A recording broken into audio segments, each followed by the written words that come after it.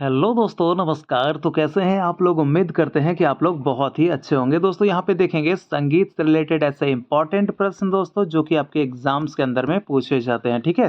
क्योंकि बहुत ही ज़्यादा खास और बहुत ज़्यादा इंपॉर्टेंट है आप लोगों के लिए। तो देखते चलेंगे हम लोग जो स्टार्ट किए हैं आप लोगों का क्वेश्चन यहाँ पे। जैसा कि आप लोगों को पता होगा कि बीपीएससी का पीवाईक्यू और एसटीईटी का पीवाईक्यू टोटल आप लोग का करवा दिए हैं, है ना? तो आप लोग देख लीजिएगा, प्लेलिस्ट जाके चेक कीजिएगा, वहाँ पे आप लोगों को मिल जाएगा, ठीक है? तो यहाँ पे आप लोग के लिए समान रूप से उपयोगी रहने वाला है बीपीएससी, एस्टेट, ईएमआरएस, DSSS या फिर अदर्स जो भी एग्जाम है टोटल, ठीक है?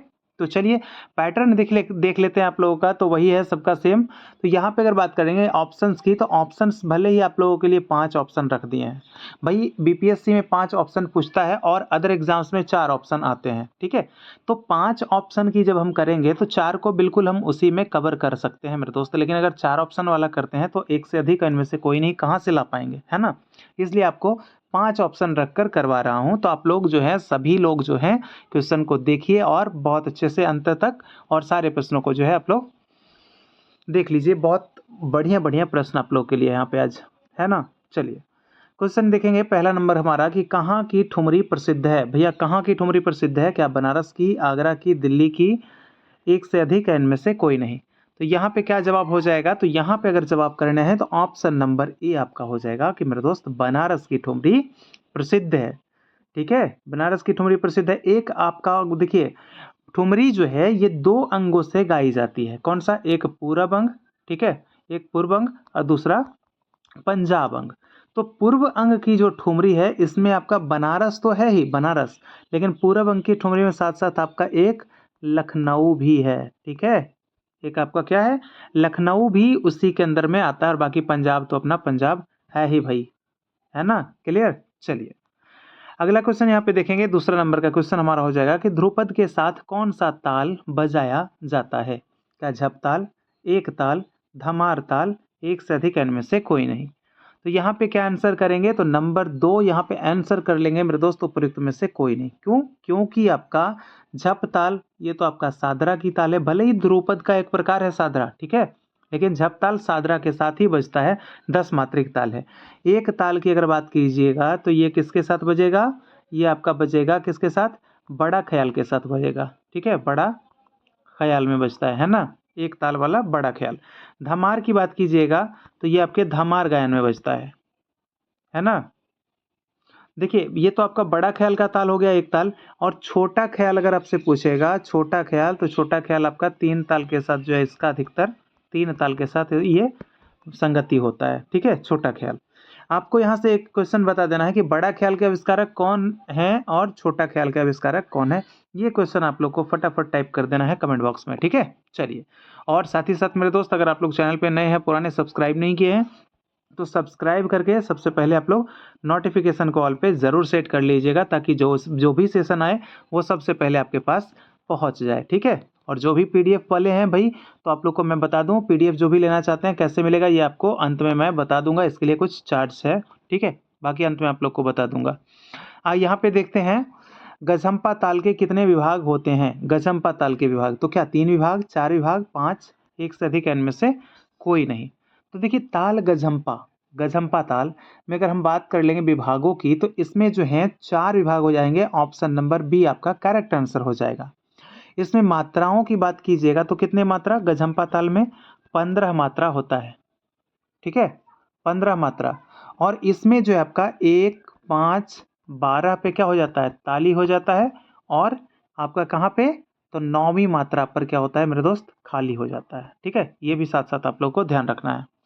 बिल्कुल पढ़ाएंगे तो बहुत अच्छे से पढ़ाएंगे, लेकिन बस आप लोगों से बस थोड़ा सा इसलिए मैं नाराज़ हो जाता हूँ कभी कभी कि भाई आप लोग सेशन देखते हैं और लाइक नहीं करते। तो प्लीज़ आप लोग इस वीडियो को कम से कम 250-300 पार कर दीजिए लाइक करके, है ना? चलिए क्वेश्चन देखते हैं अब अगला। यहाँ पे क्वेश्चन है चौथा नंबर का मेरे भाई कि इनमें से 15 मात्रा की ताल है मेरे भाई कौन? क्या धमार, शिखर, गझम्पा, एक से अधिक इनमें से कोई नहीं? तो देखिए अगर बात कर लेंगे तो अभी जस्ट मैंने बताया आप लोगों को कि यहाँ पे जो आपका आंसर हो जाएगा ऑप्शन नंबर सी वाला गझम्पा, ये आपका 15 मात्रा का ताल है। धमार की बात कर लेंगे तो 14 मात्रा का ताल है, ठीक है? शिखर ताल की बात कर लीजिएगा तो 17 मात्रा की ताल है। तो ये सब ताल हैं, लेकिन आपका 15 वाला पूछा है तो गझम्पा। और अभी क्या बताया मैंने आपको? तिगझंपा ताल में आपका 15 मात्रा का ताल है और इसमें 1, 5 और 12 इस मात्रा पे क्या होता है, ताली होता है और इसके 4 विभाग होते हैं और 9वीं मात्रा पे इसके खाली होता है। अभी जस्ट मैंने बताया ना। चलिए अगला क्वेश्चन देख लेते हैं मेरे भाई। यहाँ पे क्वेश्चन क्या कह रहा है कि ब्रह्म ताल कितने मात्रा की होती है। ब्रह्म ताल, तो तालों से प्रश्न भी आ रहा है और आगे प्रश्न आपको मिलेगा बहुत इंपॉर्टेंट, तो बने रहिए हमारे साथ। तो बताना है कि कितने विभाग जो है इसके ब्रह्म ताल के, सॉरी कितने मात्रा होता है, क्या 28, 14 या 23, एक से अधिक, इनमें से कोई नहीं। तो यहाँ पे हो जाएगा आपका ऑप्शन नंबर ए। बहुत बार ये आप लोग को बताया गया है कि 28 मात्रे का ताल है ब्रह्म ताल। ठीक है, ब्रह्म ताल कितने मात्रा, 28 मात्रा। इसमें अगर बात कीजिएगा तो इसके कितने विभाग होते हैं, 14 विभाग होते हैं मेरे दोस्त। कितना, 14 विभाग होता है। इसी में अगर ताली की बात कीजिएगा तो आपका एक हो जाएगा 5 पे ताली, 7 पे ताली, 11वीं पे, 13वीं पे, 15वीं पे, 19 पे, 21 पे, 23 पे, 25 पे। ठीक है, तो ये सब आपका ताली हो जाता है। वहीं खाली की बात कीजिएगा तो आपका खाली किस पे, तीसरा पे, 9वां पे, 17वां पे, 27वां पे, है ना, ये आपका खाली हो जाता है। तो इसमें अगर बात कर लीजिएगा इसमें तो आपका कितना हो गया यहाँ पे, तो 14 इसके विभाग हैं। ठीक है, 14 विभाग हैं और इस पे 4 खाली हैं, 4 खाली हैं और इसमें कितना, इसमें आपका 10 ताली है। ठीक है, क्लियर। चलिए अगला क्वेश्चन देख लेते हैं। 6ठा नंबर का क्वेश्चन है कि अल्लाह रखा खां किनके पिता थे। किनके, क्या जाकिर हुसैन के, अली अकबर खां के, विलायत खां के, या फिर आपका उपयुक्त में से एक से अधिक, इनमें से कोई नहीं। आंसर क्या करेंगे यहाँ पे, तो आंसर करना है ऑप्शन नंबर ए को, जाकिर हुसैन। अल्लाह रखा खां ये क्या थे, प्रसिद्ध तबला वादक थे मेरे भाई, तबला वादक थे। ठीक है, तबला वादक। घराना इनका कौन सा, तो मेरे भाई ये पंजाब घराने से संबंधित व्यक्ति थे। उस्ताद जाकिर हुसैन के पिता थे। उस्ताद जाकिर हुसैन की मृत्यु आप लोग को पता है कि 2024 ईस्वी में ही हुई है ना। इनका जन्म कब हुआ था, तो 1951 ईस्वी में इनका जन्म हुआ था। एक बार क्लियर होइएगा। ठीक है, वैसे मेरे ख्याल से 51 ये लग रहा है, 51, 54 में थोड़ा सा कंफ्यूज हो गया हूँ भाई। अभी जस्ट आप लोग क्लियर कीजिएगा कि इनका जन्म कब हुआ था जाकिर हुसैन का। ठीक है, अब देख लीजिए यहाँ पे अली अकबर खां साहब जो हैं, अली अकबर खां, इनके पिता कौन, तो इनके पिता की अगर हम बात कर लेंगे यहाँ पे आंसर करके, इनके पिता कौन, अलाउद्दीन खां। कौन, अलाउद्दीन खां साहब हो जाएंगे। विलायत खां के पिता कौन हो जाएंगे, तो विलायत खां के पिता आपके इनायत खां कहे जाते हैं, इनायत खां। और इनायत खां के पिता फिर आपके इमदाद खां हो जाएंगे, जिन्होंने, इमदाद खां ने क्या किया था, सितार पर क्या बांधे थे भाई, तो पर्दे बांधे थे। यही सर्वप्रथम सितार पर। आप लोग को कमेंट करके बताना है कि कमेंट कीजिए, वीणा पर सर्वप्रथम सारिका किसने बांधा था, या पर्दा किसने बांधा था वीणा पर। क्लियर। चलिए अगला क्वेश्चन, 7वां नंबर क्वेश्चन है कि धा टिट, यहाँ पे इस तरह से इसको कर लीजिएगा, धा किट गदिगन, यह बोल जो है ये किसका है, तो यहाँ पे धा तक धिन नक, ये जो आपका है इसमें आ जाता है ना, धुंगा धिन नक, धुम किट तक, धे त धा, ते टे कत्ता गदिगन, है ना, तो ये सब इसमें आता है। तो किस में आता है, ये किसका बोल है मेरे भाई। यहाँ पे क्या आंसर करना है, क्या चौताल का, शिखर ताल का, धमार ताल का, एक से अधिक, इनमें से कोई नहीं। तो जितना आपको हम बोले उसे मात्रा कितना बोले हम, 17 मात्रा बोले। धा तक धिन नक, ठीक है, धुंगा धिन नक, धुम किट तक, धेत धा, तेट कता गदिगन। ठीक है, ये 17 मात्रा का ताल बोले और 17 का आपका शिखर ताल यहाँ पे दिख रहा है। क्लियर। चलिए अगला क्वेश्चन की तरफ देख लेंगे। यहाँ पे 8वां नंबर का प्रश्न हमारा हो जाएगा। पूछा जा रहा है कि उस्ताद अलाउद्दीन संगीत अकादमी कहाँ स्थित है। उस्ताद नहीं, अलाउद्दीन खां अकादमी कहाँ स्थित है, क्या लखनऊ में, अमृतसर में, भोपाल में, कहाँ पे अवस्थित है। तो इसका क्या जवाब हो जाएगा, एक से अधिक, इनमें से कोई नहीं। तो जवाब देना है। देखिए यहाँ पे जो आपका आंसर जो बनेगा ऑप्शन नंबर सी बन जाएगा, भोपाल में अलाउद्दीन संगीत अकादमी। ये अलाउद्दीन कौन थे, मैहर घराने के संस्थापक थे। ठीक है, मैहर घराने के संस्थापक थे और इन्होंने ही मैहर वाद्य वृंद के लिए 240 रचना भी किया था। ठीक है, ये भी आपका क्लियर हो गया। अगर बात कर ली जाए कि इसकी स्थापना जो है वो कब हुई थी, तो मेरे भाई इसकी स्थापना जो हुई थी 1979 ईस्वी में किया गया था। 1979 1979। अगर इसकी बात करें उद्देश्य, तो अलाउद्दीन खां, इसका जो उद्देश्य था, अलाउद्दीन खां के जो अवदान थे ना और उसके परंपरा का जो अध्ययन था उसका विस्तार करना, यानी कि लोगों में उसका विस्तार हो सके, इसलिए इनके नाम से किया गया था। कहाँ? भोपाल में। ठीक है, चलिए आगे देखते हैं क्वेश्चन हमारा 9वां नंबर का कि उसे नहीं भैया उस ताल का नाम क्या है जिसकी मात्रा, संख्या और विभाग दोनों 11 है? क्या रुद्र ताल का, तीन ताल का, ब्रह्म ताल का, एक से अधिक, इनमें से कोई नहीं? तो यहाँ पे आपका आंसर हो जाएगा ऑप्शन नंबर ए हो जाएगा। ये आपका रुद्र ताल जो है, ये पूछा जाता है कि समान मात्रा और समान विभाग वाला ताल का नाम बताइए। तो मेरे दोस्त यही आपका होता है 11 मात्रा और इसके 11 विभाग हो जाते हैं और प्रत्येक विभाग में एक एक मात्राओं को रखा जाता है। तीन ताल को देखते हैं तो आपके तीन ताल में 16 मात्रा और इसके 4 विभाग हो जाते हैं। ब्रह्म ताल को अगर आप देखेंगे तो ब्रह्म ताल में 28 मात्रा और इसके 14 विभाग हो जाते हैं, है ना। तो ये सब सारी चीजें जो है काफी इंपॉर्टेंट है, आपको ध्यान रखना है। दोनों में 11, तो रुद्र ताल आंसर। आगे देख लेंगे। क्वेश्चन हमारा हो जाएगा 10वां नंबर का कि बियाड़ की लयकारी किस प्रकार प्रयुक्त की जाती है? तो क्या है ऑप्शन में? क्या 3/2 होगा, 5/4 होगा, 7/4, एक से अधिक, इनमें से कोई नहीं? तो देखिए, आड़ 3/2, कुआड़ 5/4, बियाड़ 7/4। पूछा क्या है? बियाड़ की लयकारी। तो ये आप लोग को पता है कि ये आड़ होता है, ये कुआड़ होता है और ये बियाड़ होता है। ये 1.5 गुण, ये पौने, ये एक आपका 1.25 गुण और ये आपका 7/4 पौने 2 गुण, यानी आड़, कुआड़ और बियाड़। तो बियाड़ की लयकारी को हम किस प्रकार? तो 7/4, यानी कि ऑप्शन नंबर सी आपका करेक्ट आंसर हो जाएगा। ठीक है, और यहाँ पे आप लोग को देख सकते हैं, ये इसको क्या कहते हैं दूसरे नाम में? तो इसको कहते हैं पौने 2 गुण। ठीक है, पौने 2 गुण। आप लोग को याद ना रहे, पौने 2 लिखा हुआ रहे, तो आपको इस तरह से भी निकाल सकते हैं। पौने 2 मतलब 1.75, बताए थे ना मैथमेटिक्स वाला फॉर्मूला। उड़ा देना है दशमलव को, 1 के नीचे 2 जीरो लगा देना है, उसका फिर काट देना है उसको। ठीक है, 25 सत्ते 175 और 25 चौका 100, आ गया ना भाई वही चीज। ठीक है, समझ पाए? चलिए अगला क्वेश्चन 11 नंबर का है कि दीनता यह बोल है किसका? क्या चौताल के बोल हैं, धमार ताल के बोल हैं, सुल्फाग के, एक से अधिक, इनमें से कोई नहीं? तो यहाँ पे आपका आंसर क्या हो जाएगा? नंबर 11 मेरे दोस्त, यहाँ पे आंसर हो जाएगा आपका ऑप्शन नंबर बी है। क धी ट धा त, है ना। आपका क्या हो जाएगा? दीनता। ठीक है, तो ये आपका हो जाएगा ऑप्शन नंबर बी, धमार ताल। क धे ट धा दीनाता। ठीक है, तो इस प्रकार का भी बोल आपका प्रयोग हो जाता है इसमें, इसलिए आपका answer option number B, Dhamar. Dhamar की बात कीजिएगा तो ये आपका कितना? 14 मात्रिक ताल है मेरे भाई। इसके विभाग कितने? तो 4 विभाग हो जाते हैं और प्रत्येक विभाग में अलग अलग मात्राओं की संख्या होती है इसमें। जैसे कि पहले विभाग में 5, दूसरे में 2, तीसरे में 3 और चौथे में 4। 5, 2, 3, 4 ये आपका विभाग होता है किसका? धमार ताल का।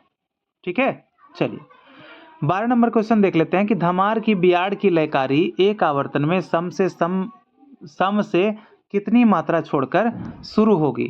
क्या 5 मात्रा छोड़कर शुरू होगी, 6 मात्रा, 7 मात्रा, एक से अधिक, इनमें से कोई नहीं? तो नंबर 12 इसका ऑप्शन नंबर बी हो जाएगा, ये 6 मात्रा छोड़कर शुरू होगी।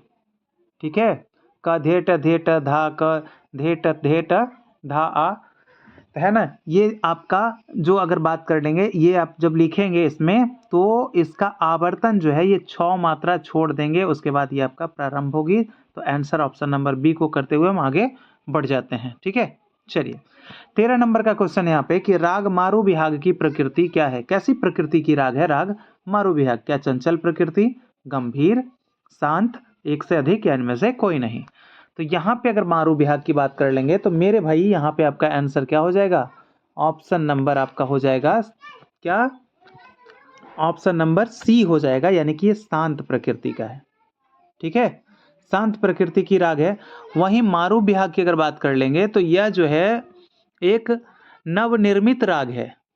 ठीक है, ये नवनिर्मित यानी कि नया राग इसको कह सकते हैं। और ये मिश्रण अगर पूछे कि किसके मिश्रण से बना है ये राग, तो फिर आपको क्या बताना है, मारू तथा बिहाग के मिश्रण से बना है। मारू प्लस बिहाग बराबर मारू बिहाग।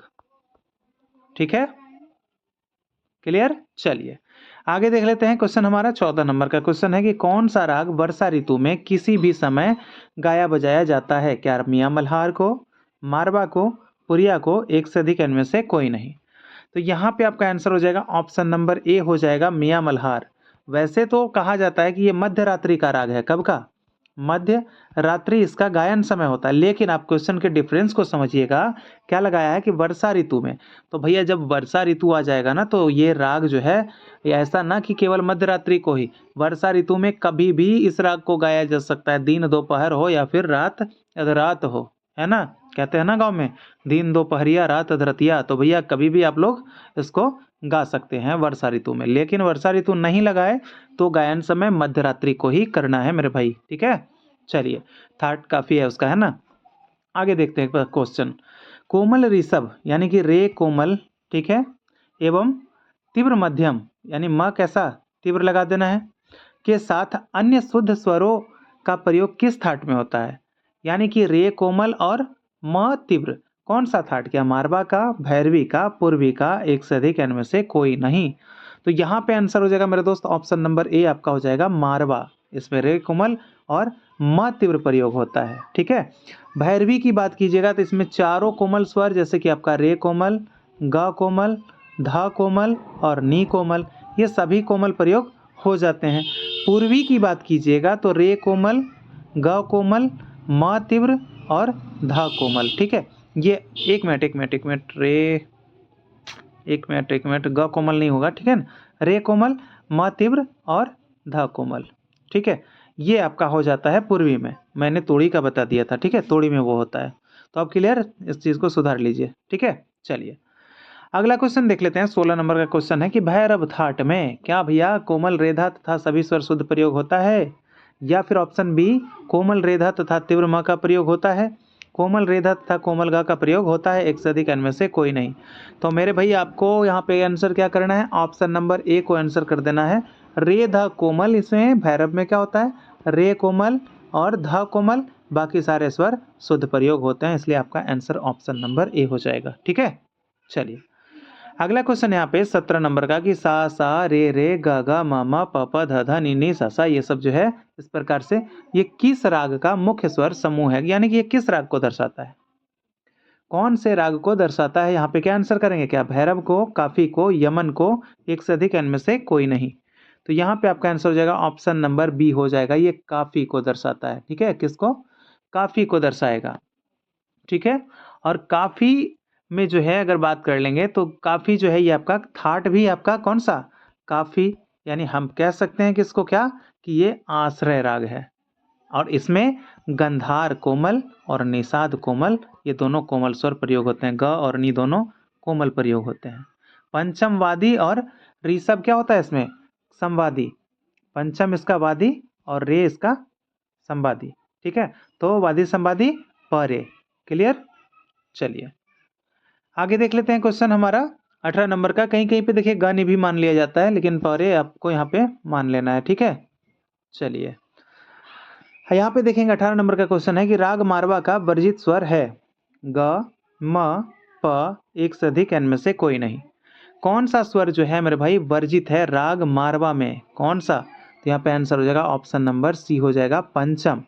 पंचम स्वर जो है आपका मारवा में वर्जित होता है। और मारवा की बात कीजिएगा तो ये जो है आप, ये भी आपका आश्रय राग है। ठीक है, और ये जो है आपका सायकालीन संधि प्रकाश राग है। कैसा राग है, सायकालीन संधि प्रकाश राग है, ये सायकाल में ही गाया जाता है। ठीक है, और मारवा की बात कीजिएगा तो इसमें अभी बताया आपको रे कोमल और म तीव्र का प्रयोग होता है ना। तो ये आपका हो गया आपका ऑप्शन नंबर सी पंचम। आगे देख लेते हैं क्वेश्चन हमारा हो जाएगा 19 नंबर का कि राग मियां मल्हार के गाने का समय है कब, क्या मध्यरात्रि। देखिए अभी आपको मैंने जस्ट ऊपर बताया था ना कि वर्षा ऋतु में पूछ रहा था, वर्षा ऋतु लगाया है क्या यहाँ पे, नहीं। तो क्या होगा इसका, मध्यरात्रि, रात्रि का दूसरा पहर, प्रातः काल, एक से अधिक इनमें से कोई नहीं। यहाँ पे आंसर करना है ऑप्शन नंबर ए, आपको मध्यरात्रि करना है। ठीक है, मध्यरात्रि इसका गायन समय हो जाएगा और वर्षा ऋतु में किसी समय। तो इसका अगर हम बात कर लेंगे इसका थाट का, तो मियाँ मल्हार ये जो आपका काफी थाट का राग है। वहीं आप इसकी संप्रकृति राग की बात कीजिएगा तो इसका संप्रकृतिक राग हो जाएगा बहार। और इसमें भैया आपका दोनों निषाद का प्रयोग होता है, दोनों नी, एक कोमल और एक शुद्ध, दोनों नी का प्रयोग होता है। ठीक है, ये भी ध्यान रखना है। चलिए फटाफट आप लोग टाइप कर दीजिए कमेंट बॉक्स में कि राग मियाँ मल्हार का वादी संवादी स्वर क्या है, ये आप लोग को टाइप करके बता देना है। ठीक है, चलिए बढ़ चलते हैं अगले क्वेश्चन पे। यहाँ पे क्वेश्चन नंबर हमारा 20 है, राग दुर्गा की जाति क्या है? क्या औडव है भैया, साडव है या संपूर्ण है, एक से अधिक, इनमें से कोई नहीं? तो यहाँ पे अगर हम बात कर लेंगे दुर्गा की जाति की, तो इसका आंसर ऑप्शन नंबर ए हो जाएगा। दोनों में आपका आरोह अवरोह में लगता है 5-5 स्वर, इसके कारण इसकी जाति जो है आपका ऑडव ऑडव इसकी जाति हो जाएगी। अगर राग दुर्गा की थाट पूछे तो क्या बताना है? बिलावल। ठीक है, क्या बताना है? बिलावल। ये थाट बिलावल। वादी संवादी अगर आपसे पूछ दिया जाए तो वादी कोमल धा और संवादी कोमल रे। दुर्गा का गायन समय अगर पूछ दिया जाए आपसे तो क्या हो जाएगा? रात्रि का सेकंड पहर, दूसरा पहर आपका, ये आपका आंसर हो जाएगा। ठीक है, वैसे और भी आपका दुर्गा जो है आपका और भी एक ये क्या बोलते हैं कि ये भी थाट का था, नाम नहीं याद आ रहा है अभी। एक और भी थाट में मैंने दुर्गा देखा है। ठीक है, लेकिन आपको जो मैंने बताया वो आपको बिलावल के संदर्भ में बताया। ठीक है, चलिए आगे देख लेते हैं। किस नंबर का क्वेश्चन है कि इनमें से कौन सा राग अमीर खुसरो की रचना नहीं है? अमीर खुसरो जो कि आपके तबला के आविष्कारक, सितार के आविष्कारक है ना, तो ये सभी चीज़ों, छोटा ख्याल के आविष्कारक, ये अमीर खुसरो हैं। बहुत सारे अनेक अनेक प्रकार के रागों की रचनाएं की हैं। तो पूछा जा रहा है कि अमीर खुसरो की रचना नहीं है, कौन नहीं है? क्या सहाना, पुरिया, हंस ध्वनि, एक से अधिक, इनमें से कोई नहीं? तो मेरे भाई नंबर 21 यहाँ पे आंसर हो जाएगा आपका ऑप्शन नंबर सी। बाकी सहाना और पुरिया कहा जाता है कि राग ये अमीर खुसरो द्वारा ही रचा गया है। कौन नहीं है? तो आपका हंस ध्वनि नहीं है। ठीक है, क्लियर? चलिए आगे देख लेते हैं। क्वेश्चन हमारा 22 नंबर का क्वेश्चन हो जाएगा कि राग भैरव के गाने का समय है। भैरव मध्यरात्रि, प्रातःकाल, सायंकाल, एक से अधिक, या इनमें से कोई नहीं? तो यहाँ पे भैरव की बात कर लेंगे तो भैरव का गाने का जो काल है, समय है, वो आपका प्रातः काल होता है। भैरव हो, भैरवी हो, रामकली हो, कलिंगड़ा हो, वो सब आपका कब गाए जाते हैं? प्रातः काल में ही गाए जाते हैं। ठीक है, तो भैरव की बात कर रहे थे। तो यहाँ पे जो है राग भैरव, इसमें अगर बात कर लेंगे इसकी वादी संवादी की, तो कोमल धा और कोमल रे इसका वादी संवादी हो जाता है। जाति की बात कर लीजिएगा तो इसकी जाति जो है आपका क्या हो जाता है? संपूर्ण जाति का ये राग माना जाता है। और रामकली और कलिंगड़ा इसके क्या हैं? समप्रकृति राग है। ठीक है, और ये दोस्त कैसा राग है? तो ये आश्रय राग है। ठीक है, चलिए आगे देख लेते हैं। क्वेश्चन हमारा है 23 नंबर का कि तानसेन द्वारा रचित राग है। कौन? मियाँ मल्हार है, मियाँ की तोड़ी है, दरबारी कानड़ा, एक से अधिक, इनमें से कोई नहीं? तो यहाँ पे अगर बात कर लेंगे तानसेन की, तो तानसेन जो है ये अकबर के दरबारी थे। किसके दरबारी थे? अकबर के दरबारी थे। ठीक है, और इनके द्वारा जो हम बात कर रहे हैं कि रागों की रचना का, तो इनके द्वारा यहाँ पे आंसर क्या हो जाएगा? वो प्रयुक्त में से एक से अधिक हो जाएगा, क्योंकि राग मियाँ मल्हार, राग मियाँ की तोड़ी और राग दरबारी कानड़ा, ये भी आपका सब किसके द्वारा? तानसेन के द्वारा रचा गया राग है। ठीक है, देखिए तानसेन को के बारे में आप लोग को बता देना है कि अकबर के दरबार में तो थे ना भाई, अकबर के दरबार में। इससे पहले वो तानसेन जो थे वो कहाँ थे, किसके दरबार में थे? ठीक है, ये फटाफट आप लोग को कमेंट कर देना है। ऐसा नहीं कि मैंने नहीं बता रखा है, बता रखा है भाई। आप लोग का जो है ये बीच बीच में टेस्ट जैसा कि जानते हैं कि चलते रहता है ना, तो सवाल करते रहते हैं। तो सवाल आप लोग बताइए, नहीं तो भाई तो मैं तो हूँ ही, मैं बताने के लिए। ये नहीं तो अगले सेशन में मैं इसको बता दूंगा, या फिर जब भी इस तरह की बातें रिलेटेड आएगी मैं बता देता हूँ, है ना, जैसा कि आप लोग जानते हैं।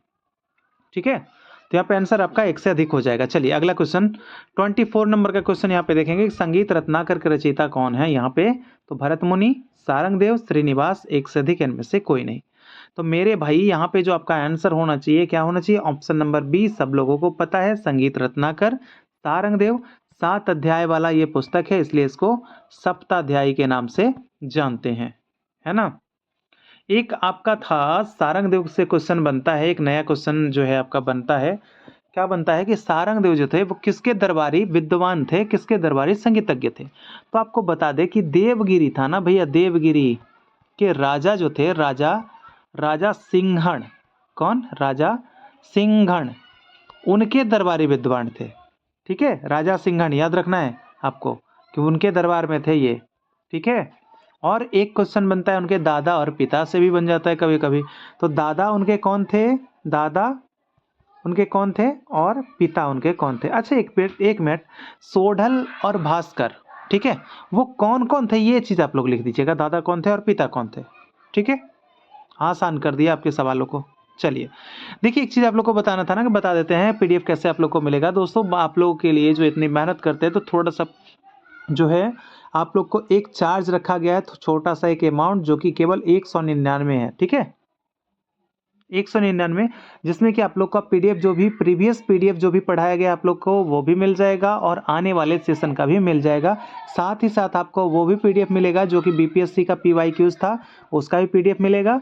एस्टेट का जो आपका पीवाईक्यूज था उसका भी पीडीएफ मिल जाएगा आपको साथ ही साथ में। ठीक है, और बाकी एक्स्ट्रा जो प्रैक्टिस सेट जो चल रहा है, जो क्लास चल रहा है, उसका भी पीडीएफ आप लोग को मिल जाएगा। तो कैसे मिलेगा आप लोग को मेरे दोस्त, तो इसके लिए आप लोगों को व्हाट्सएप करना है।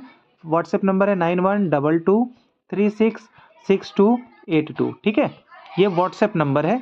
इस पे जिनको भी पीडीएफ चाहिए आप लोग लिख दीजिएगा कि पीडीएफ चाहिए। उसके बाद फिर आप लोग को वहाँ पे स्कैनर प्रोवाइड करवा दिया जाएगा, और उस स्कैनर के माध्यम से आप लोग को 199 पेमेंट करना है। ठीक है, बाकी आप लोग का जो है पीडीएफ रेगुलर जो भी क्लास चलेगा भाई उसका आप लोग को मिलते रहेगा, आपके एग्जाम्स जब तक नहीं हो जाते हैं। ठीक है, चलिए, तो उम्मीद करते हैं आपका दिसंबर तक एग्ज़ाम हो जाएगा, तो वहाँ तक आप लोग को बिल्कुल पहले से जो चल रहा है वो भी आपका, और आने वाला जो सेशन होगा वो भी मिल जाएगा। ठीक है, तो टोटल पीवाईक्यूज बीपीएससी का भी जैसे मैंने बता दिया, एस्टेट का भी मैंने बता दिया, तो टोटल पीवाईक्यूज पीडीएफ मिल जाएगा, है ना। चलिए, तो भाई जो लोग नए लोग जुड़ते हैं भाई उनको परेशानी होती है, तो इसलिए उन्हें बताना पड़ता है। बाकी पुराने लोग तो भाई हमारे सब लोग जानते हैं, है ना।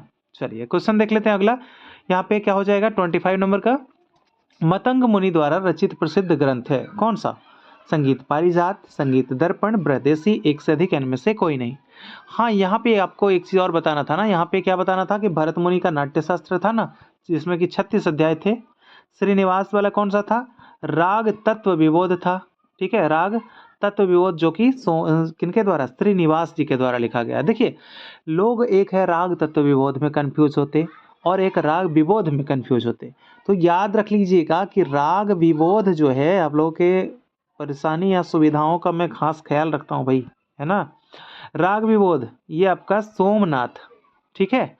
राग तत्व विबोध तब आपका श्रीनिवास। अंतर स्पष्ट है, ठीक ना।